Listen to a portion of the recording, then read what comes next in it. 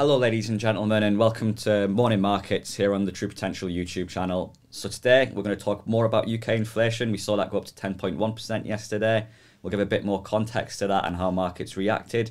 Firstly, I'd just like to recommend you to subscribe to the True Potential YouTube channel. Tomorrow we'll be having a Do More With Your Money show special. It's looking at performance, how has your money performed in 2022, and Jeff Casson, Chief Investment Officer, will be on that show. Today I'm joined by Paul Durrans, Investment Director. So Paul, just markets yesterday, did we see much reaction to the inflation news, and what other context can you give us about UK inflation? In terms of world equities in developed markets, we saw a bit of weakness, and that follows after what has been a quite remarkable rally in stock markets over the last 2 months. UK stocks were down despite energy being up, real estate sector was down. US equities also fell, and that was driven by materials, industrials and consumer discretionary. You're right, UK inflation 10.1%, which is an eye-watering level. Yeah. And that's come from 9.4%. Yeah. What we saw quite a bit of movement within the UK government bond market. Okay. What we saw is that the market started to price in higher interest rates because inflation came in higher than expected. Is that likely to come next month then, in terms of the Bank of England making that change? The market believes so. Yeah. So that's 15th of September. Okay. Market's expecting around 50 to 75 basis points at the minute to try and tackle. And was that expected from the Bank of England already, or is that going to be like a significant change of course? This is, if we get those kind of levels of interest rates, which anything can happen between now and then, that would be quite a big step change for the Bank of England. Typically they do 0.25% increments. But you're right, Raj and Jeff did talk a lot about UK inflation yesterday and went into the details. I think when we look at the underlying components driving inflation, there's very few components that actually fell. One component that fell was clothing and footwear, down 1.5% over the month. What we're seeing and heard from many retailers over the last weeks and months is that they, during COVID, did very well. People went out and bought goods because they couldn't do the services.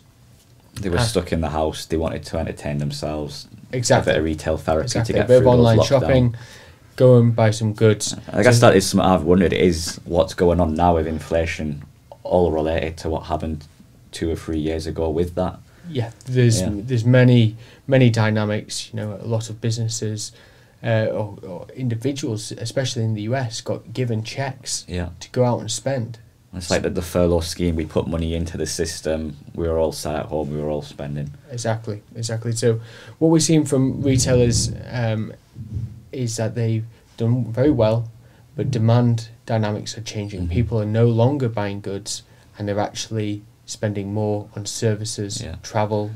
Which I think comes back to that idea, you're now out of lockdown, you want to live your life and do as much as possible. Exactly. You want to be out living. So are consumer habits changing now then, you'd say? Yeah, definitely. And what we're seeing from the retailers is that they've over-ordered stock, expecting demand for goods to remain. But what happened is it actually shifted. So retailers have too much stock now, and they're actually having to discount prices to try and shift excess inventory. So I guess to get inflation back down, do we need those habits to change again? And potentially that's why you get things like the interest rate rises to change that behaviour in terms of spending. Exactly. One way to try and bring inflation down is by cooling demand. People spend less, prices of goods will fall. And so by raising interest rates, the Bank of England hopes to try and cool the UK economy. And I guess the important question is, 10.1, with that such a high figure, is that a peak? Is this likely kind of now we've got up to that level, or is it just still wait and see really? Unfortunately, it's very difficult to actually forecast where inflation is going, and it can be debated how to measure inflation. What I think is inflation is different to what you think.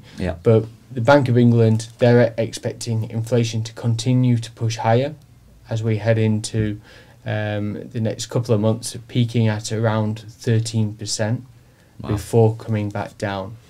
but again, very difficult to forecast. A lot of elements taking place at the moment. Yeah, we can't tell the future, but what we can do is bring the viewers every day to morning markets and give them the informed analysis. And we'll be doing that again tomorrow, and also on the Do More With Your Money show tomorrow. So please do subscribe, everyone. Paul, thank you very much for today. Thank you for watching, and we'll see you tomorrow.